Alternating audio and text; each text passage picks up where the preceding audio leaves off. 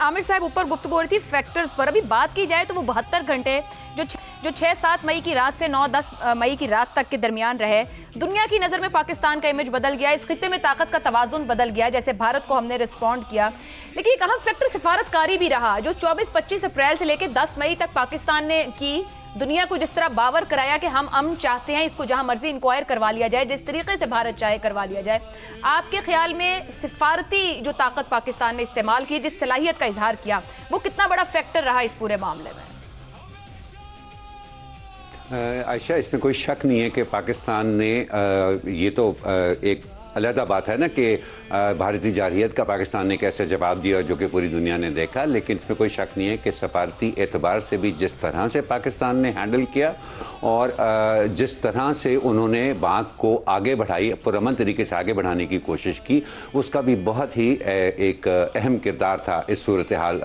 سے نمٹنے کے لیے. اور دیکھیں وہ میں تو سمجھتا ہوں کہ ہر چیز جو ہے نا وہ کیا کہتے ہیں, پنجابی کا ایک ہے نا کہ ڈاڈے دا ستیویں سو, کہ ایک دفعہ آپ اپنی طاقت دکھا دیں, اس کا اظہار, اس کا مظاہرہ کر دیں, تو پھر باقی کی ساری چیزیں, یہ دنیا کے اصول ہے, یہ دنیا ہے ہی ایسی ہے جی, کہ پھر باقی کی ساری چیزیں بھی نسبتاً آپ کے لیے آسان ہو جاتی ہیں. اور میری نظر میں عائشہ جو ایک بہت یہ مارکہ حق کا ایک بہت ایک اہم جو ایلیمنٹ ہے نا, وہ یہ ہے کہ دیکھیں ہم نے 1998 میں ہی اپنا نیوکلیئر ڈیٹرنس تو اناؤنس کر دیا تھا, یعنی کہ ہم نے دنیا کو بتا دیا تھا کہ آپ میس اراؤنڈ نہیں کر سکتے ہیں پاکستان کے, دس از واٹ وی ہیو. لیکن اس کے ساتھ ساتھ یہ بھی آپ ذہن میں رکھیں کہ نیوکلیئر ڈیٹرنس جو ہے نا وہ ایک ویپن آف لاسٹ ریزورٹ ہوتا ہے. وہ دنیا میں ایک ہی دفعہ استعمال ہوا ہے, خدا نہ کرے کہ کبھی دوبارہ بھی استعمال ہو, یہ سارا وہ ایک ویپن آف لاسٹ ریزورٹ ہے. ایک بہت بڑا سوال یہ تھا کہ اس سے ایک قدم پہلے تک کیا ہے پاکستان کی دفاعی قابلیت کو, اگر اس کے نیوکلیئر ڈیٹرنس کو as a weapon of last resort سمجھ کے چھوڑ دیا جائے, تو اس سے پہلے, اس سے پیچھے پاکستان کی دفاعی صلاحیت کیا ہے. ٹکڑوں میں ہمیں بہت کچھ پتہ چلتا رہا نا, یہ ویریس قسم کی میزائل ٹیسٹنگ جو پاکستان نے کی, ابدالی, غزنوی, شاہین, بابر, رعد, نصر, ابابیل, ہر میزائل سسٹم کی ایک اپنی خصوصیت تھی, اس کا ایک اپنا رول تھا, وار ٹائم رول جس کے لیے بنایا گیا. وہ سارا یہ ہم چھوٹا موٹا بٹس اینڈ پیسز کے اندر تو ہم یہ چیزیں دیکھتے رہے, لیکن ایز اے پیکج ڈیل اس کا اکٹھا آنا اور جس طرح سے اس کا استعمال ہونا, یہ مارکہ حق میں ہمیں وہ پیکج ڈیل نظر آئی ہے کہ دیکھیں ہمیں کوئی ضرورت نہیں ہے سوچنے کی ویپن آف لاسٹ ریزورٹس کی اور الٹیمیٹ ڈیٹرنس کی. ہمارے میں اب اتنی قابلیت, ہماری ڈیفینسو قابلیت اب اس جگہ پہ پہنچ گئی ہے کہ اس سے بہت پہلے ہی ہم اپنے خلاف اٹھنے والی کوئی بھی قدم جو ہے اس کا بڑی افیکٹولی ہم اس کا جواب دے سکتے ہیں. اور یہ جو کانفیڈنس آیا ہے نا یہ پاکستان کے اندر, اس زمانے میں آپ یاد کریں, پلیز ریکال کہ جب پریس کانفرنس ہوتی تھی ہماری ملٹری لیڈرشپ کی طرف سے, ہمارے ایئر مارشل کی طرف سے جو پریس کانفرنسز ہوتی تھی, D G S I S P کی طرف سے, وہ جو کانفیڈنس ریفلیکٹ کرتا تھا ان کے اندر, آپ نے دیکھا تھا کہ انڈین سائڈ کے اوپر, and I am sure that we'll talk about it later in the program, لیکن انڈین سائڈ کے اوپر آپ نے دیکھا تھا کس طرح کا ہسٹیریا آپ کو نظر آ رہا تھا. اس کے مقابلے میں اتنے ایک کام, کول اور کیلکولیٹڈ طریقے سے پاکستان کی قیادت کی طرف سے بات ہو رہی تھی کہ آپ کو بس سنتے ہی یقین ہو جاتا تھا کہ ہاں یہ وہ لوگ ہیں جن کو پتہ ہے کہ وہ کیا بات کر رہے ہیں. اور یہ جو کانفیڈنس ہے نا جی, آج بھی آپ کو جو پاکستان کا ایک رول نظر آ رہا ہے, آئی تھنک کہ وہی کانفیڈنس ایک بہت بڑی وجہ بنا ہے. کے لیے عامر صاحب تھوڑا سا سوال کو اور بڑھا لیں, آپ جس کلیئرٹی, کام, کول یا لیڈرشپ کی بات کر رہے ہیں, یقینی طور پر ٹرمپ تو روزانہ اس بات کا اظہار کر رہے ہیں کہ اس سے بہترین ان کو ڈو لیڈرشپ نہیں نظر آ رہی جو ان کے مسائل حل کر دے. کیا یہ موجودہ نظام ہی اتنی بڑی کامیابی حاصل کر سکتا تھا جو اس وقت ہمارے پاس عسکری اور سیاسی قیادت موجود ہے, یا یہ کسی بھی صورت میں ہم ایسا ہی بیہیو کر رہے ہوتے, یہ لیڈرشپ نہ بھی ہوتی؟ It's a very interesting question Ayesha, لیکن دا تھنگ از کہ اوور نائٹ کچھ بھی نہیں ہوتا جی. اس کے پیچھے آپ کو آج جو نظر آتا ہے نا جی, اس کے پیچھے سالہ سال کی انتھک محنت ہوتی ہے, سالہ سال کی ایک سوچ ہوتی ہے. اور دیکھیں پاکستان پولیٹیکلی ایک ڈیوائیڈڈ سا ملک ہے نا, لیکن اس کے باوجود بھی کچھ فنڈامنٹلز ایسے ہیں جس میں پاکستان کا دفاع میرا خیال ہے سب سے زیادہ ایک انڈسپیوٹڈ چیز ہے. کچھ فنڈامنٹلز ایسے ہیں جہاں پر وہ پاکستان کے جو اندرونی اختلاف ہیں, وہ پاکستان کی سیاسی قیادت کے بیچ میں آپس میں ہوں یا وہ سیاسی اور عسکری قیادت کے بیچ میں ہوں, وہ بھی بے معنی بالکل جو ہے وہ ہو کے رہ جاتے ہیں. سو وہ جو سالہ سال سے ہمارا ایک کنسنسس, پاکستان کا ایک کنسنسس تھا کہ دیکھیں اپنی ڈیفینسو کیپیبلٹی, آپ جس خطے میں موجود ہیں, جس طرح کے خطرات کا آپ کو سامنا ہے دونوں اطراف کے بارڈرز کی طرف, تو جتنی آپ اچھی طرح سے اپنی دفاعی کیپیبلٹی اپنے آپ کو جتنا مضبوط کر سکتے ہیں وہ کریں. اور میرا نہیں خیال کہ اس دوران آپ دیکھیں نا 1998 سے لے کے اب تک دیکھیں کئی حکومتیں 4 حکومتیں آئی ہیں, بیچ میں ایک ملٹری گورنمنٹ آئی ہے, 3-4 سویلین گورنمنٹس آئی ہیں, کافی سیاسی انتشار بھی رہا ہے, لیکن اس چیز کے اوپر کوئی تبدیلی نہیں آئی اور اسٹیڈلی پاکستان اپنی کیپیبلٹی جو ہے وہ بلڈ کرتا رہا ہے, both in terms of weapons technology اور پھر اس ٹیکنالوجی کا indigenous use. Technology in it self کچھ بھی نہیں ہوتی ہے نا عائشہ, آپ اس کو استعمال کیسے کرتے ہیں, اور یہی ہمیں چیز نظر آئی. ایسا تو نہیں ہے کہ انڈیا کے پاس ٹیکنالوجی نہیں تھی, لیکن جس طرح سے پاکستان نے اس کو استعمال کیا اور اس میں پھر ساری دنیا نے مانا کہ اٹ لیفٹ انڈیا اسٹنڈ. بالکل صحیح, بالکل صحیح. شہزاد چودھری صاحب, کیا خطے کے اندر جو طاقت کا توازن بدلا یہ صرف یہ مئی کے 4 دن, کیا انہوں نے سب کچھ الٹا کر رکھ دیا اس خطے میں طاقت کے توازن کے لیے؟ کیا پاکستان اس طرح ابھر کر آیا جس طرح پاکستان کو پرسیو ہی نہیں کیا جا رہا تھا, نہ سوچا سمجھا جا رہا تھا؟ تو کیا اس کے پیچھے کیا صرف یہ 4 دن, یہ ایک مارکا؟ اچھا, مجھے 2 چیزیں چھوٹی, کیونکہ میں بہت مزہ لینا چاہتا ہوں وہ باتیں کرتے ہوئے. اچھا, پہلے تو چھوٹے دوستوں کی, میرے دوستوں کی جو بات انہوں نے کی وہ بہت, دیکھیے جب آپ پاکستان کی سفارتی جو ہے اس کو قابلیت کو, یا پاکستان کی انفارمیشن جو ہم میڈیا کا ہے اس کو اگر آپ پروڈکٹ پازیٹیو دیں گے نا تو اس میں کانفیڈنس ہوگا اس کو سیل کرنے کا. تو وہ اس کانفیڈنس کے ساتھ وہ پروڈکٹ لے کے گئے دنیا کے آگے, جب پاکستان نے مارکا حق کے اندر 4 دن میں جو شو کیا اور وہ جو لے کے گئے, مطلب کلین اینڈ کلیئر میسج, وہ نہیں, اور کانفیڈنس لے کے گئے کہ واہ یہ چیز ہے جو میں دنیا کو دکھا سکتا ہوں. تو سفارت نے وہ دکھایا اور ہماری تمام میڈیا نے اس کے اوپر اپنے آپ کو ماشاءاللہ اپنے آپ کانفیڈنس کریٹ کرتے ہوئے, تو وہ پیغام جو گیا وہ اس وجہ سے زیادہ تھا. دوسری بات جو میں مزے لینا چاہتا ہوں, پہلی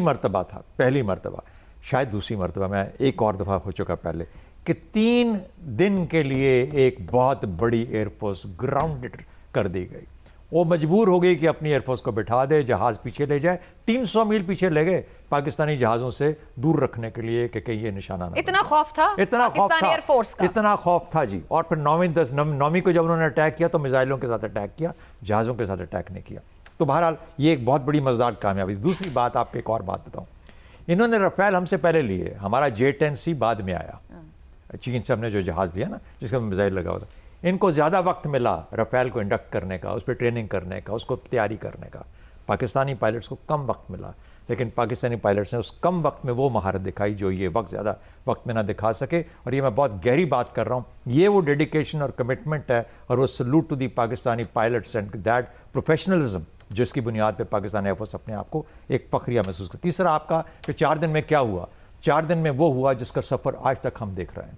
ان 4 دنوں کے بعد سے پاکستان کا جو امیج تھا, آپ نے دیکھا field marshal invited into the white house, کبھی آج تک کسی جگہ ہوا ہے کہ کوئی آرمی چیف, آرمی کمانڈر کو ڈائریکٹلی انوائٹ کیا گیا, اور پاکستان کی لیڈرشپ کو انوائٹ کیا گیا, کس طریقے سے یاد نہیں کیا گیا. وہی پاکستان جو کہ اب تک کھو چکا تھا دنیا کے اندر, اس کی پہچان امریکہ کے اندر یا باقی دنیا کے اندر جہاں گئے, جس میٹنگ میں گئے, جس کانفرنس میں گئے, ان کی پہچان کی گئی. بڑھ کے آپ کے پرائم منسٹر نے کہا مجھے لوگ ملتے نہیں تھے, اب بڑھ کے گلے لگاتے ہیں مجھے. ان تمام عرصے سے پہلے جہاں پر کہ پاکستان نے اپنی سفارتی کامیابیاں حاصل کی, تو دیکھیے پاکستان میں وہ تبدیلی آئی, پاکستانی قوم میں وہ تبدیلی آئی.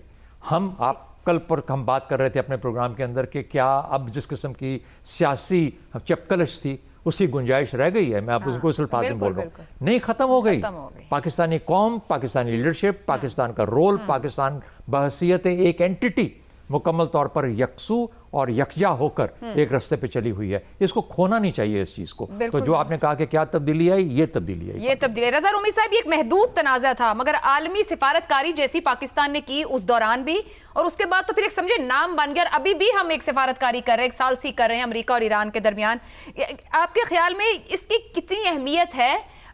فورن سائڈ پر دیکھا جائے, سفارتکاری کی سائڈ پہ دیکھا جائے, یہ تبدیل ہوا ہے یا ہم اتنے اکوپڈ تھے پہلے بھی؟ دیکھیے بالکل قوت تو تھے ہم, مگر ہمارا مسئلہ یہ رہا ہے کہ یہ جو پچھلے 20 سال سے وار آن ٹیرر ہوئی ہمارے ہی خطے میں, اور اس میں ایک بہت ہی پیچیدہ قسم کی ہماری انوالومنٹ بھی رہی, ڈائریکٹ بھی رہی, انوالومنٹ بھی رہی, اور اس نے پاکستان کا ایک مخصوص طریقے کا امیج جو تھا وہ دنیا کے سامنے پیش کیا, اور اس میں میں سمجھتا ہوں کہ مغربی میڈیا کا بہت بڑا رول تھا. जो भी पाकिस्तान की अपनी पॉलिसीज या उनके नकाइस होंगे वो अपनी जगह है, लेकिन एक बाकायदा मुनज़्ज़म तरीके से पाकिस्तान को एक ऐसी मुमलिकत, ऐसी रियासत के तौर पे पेंट किया गया जो रिलायबल नहीं है। और फिर जब वो जहां भी इख्तलाफ आता था मगरबी कुव्वतों के साथ अब और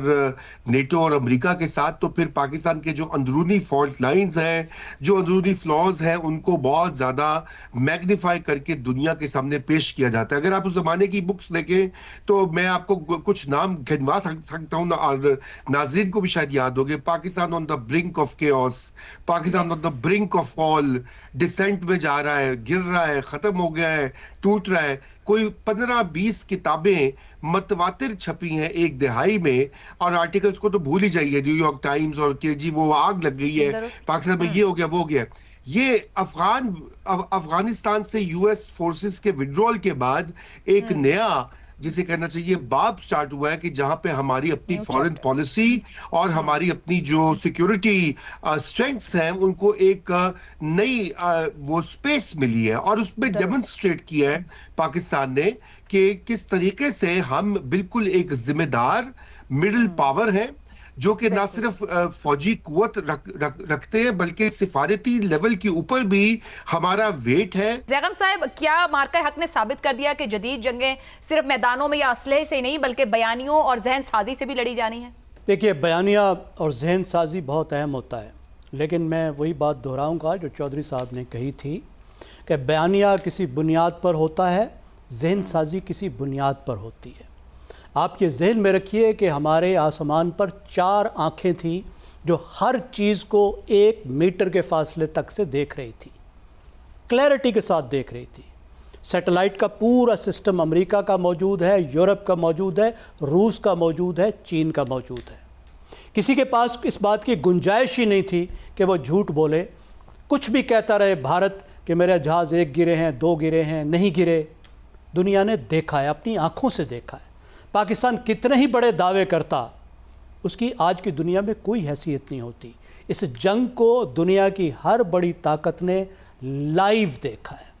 ये लाइव प्ले हो रहा था। ये जो दंगल है इसे सामने बैठ के दुनिया देख रही थी, और जब देख रही थी तो तासुर बदल रहा था। बहुत शुक्रिया ज़ैगम साहब, आमिर अहमद खान साहब, शहजाद चौधरी साहब, रज़ा रूमी साहब हमारे साथ थे। पाकिस्तान की सिफारती क़ुव्वत, ताकत दुनिया जान और मान गई, और जिस तरह हमारे पैनलिस्ट ने कहा कि हमें माशरती तौर पर और माशी तौर पर अब काम करने की ज़रूरत है ताकि माशरा तरक्की कर सके।